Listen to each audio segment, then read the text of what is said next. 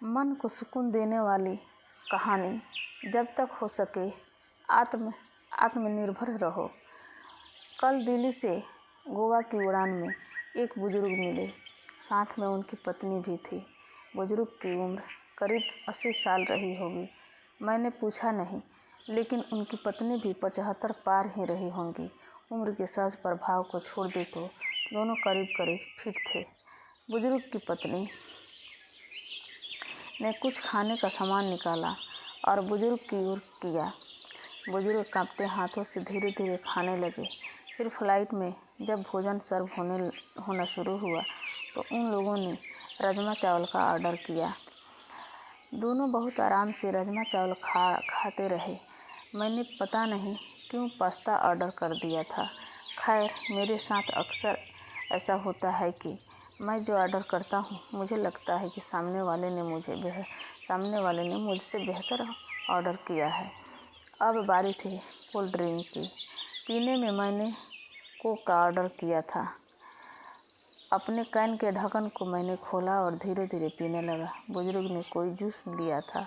खाना खाने के बाद जब उन्होंने जूस की बोतल के ढक्कन को खोलना शुरू किया तो ढक्कन खुल नहीं रहा था। बुजुर्ग कांपते हाथों से उसे खोलने की कोशिश कर रहे थे। मैंने लगातार उनकी ओर देख रहा था। मुझे लगा कि ढक्कन खोलने में उन्हें मुश्किल आ रही है, तो मैंने शिष्टाचार हेतु कहा कि लाइए मैं खोल देता हूँ। बुजुर्ग ने अपनी ओर देखा, मेरी ओर देखा, फिर मुस्कुराते हुए कहने लगे कि बेटा, ढक्कन तो मुझे ही खोलना होगा। मैंने कुछ पूछा नहीं, लेकिन सवाल भरी निगाहों से उनकी ओर देखा। ये देख बुजुर्ग ने आगे कहा, बेटा जी, आज तो आप खोल देंगे, लेकिन अगली बार कौन खोलेगा? इसलिए मुझे खुद खोलना आना चाहिए। उनकी पत्नी भी अपने पति की ओर देख रही थी। जूस की बोतल का ढक्कन उनसे अभी भी नहीं खुला था, पर वो बुजुर्ग लगे रहे और बहुत बार कोशिश करके उन्होंने ढक्कन खोल ही दिया। दोनों आराम से जूस पी रहे थे। मुझे दिल्ली से गोवा की इस उड़ान में ज़िंदगी का एक सबक मिला। बुजुर्ग ने मुझे बताया कि उन्होंने ये नियम बना रखा है कि अपना हर काम वो खुद करेंगे। घर में बच्चे हैं, भरा पूरा परिवार है, सब साथ ही रहते हैं, पर अपनी रोज़ की ज़रूरत के लिए वे सिर्फ अपनी पत्नी की मदद ही लेते हैं, बाकी किसी की नहीं। वो दोनों एक दूसरे की ज़रूरतों को समझते हैं।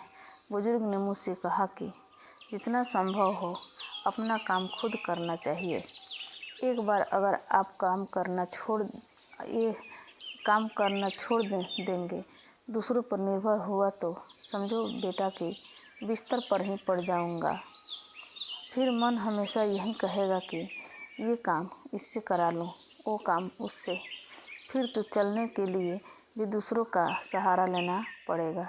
अभी तो चलने में पाँव कांपते हैं, खाने में हाथ कांपते हैं, पर जब तक आत्मनिर्भर रह सको, रहना चाहिए।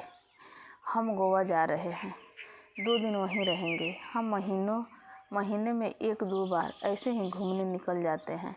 बेटे बहू कहते हैं कि अकेले मुश्किल होगी, पर उन्हें कौन समझाए कि मुश्किल तो तब होगी जब हम घूमना फिरना बंद करके खुद को घर में कैद कर लेंगे। पूरी ज़िंदगी खूब काम किया, अब सब बेटों को देकर अपने लिए महीने के पैसे तय कर रखे हैं और हम दोनों उसी में आराम से घूमते हैं। जहाँ जाना होता है एजेंट टिकट बुक करा देते हैं, घर पर टैक्सी आ जाती है, वापसी में एयरपोर्ट पर भी टैक्सी ही आ जाती है। होटल में कोई तकलीफ़ होनी नहीं है। स्वास्थ्य अनुसार एकदम ठीक है। कभी कभी जूस की बोतल ही नहीं खुलती, पर थोड़ा दम लगाओ तो वो भी खुल जाती है। मेरी तो आंखें ही खुली की खुली रह गई।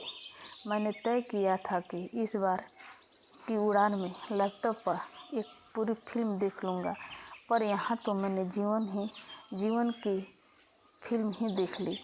एक वो फिल्म जिसमें जीवन जीने का संदेश छिपा था। जब तक हो सके आत्मनिर्भर रहो।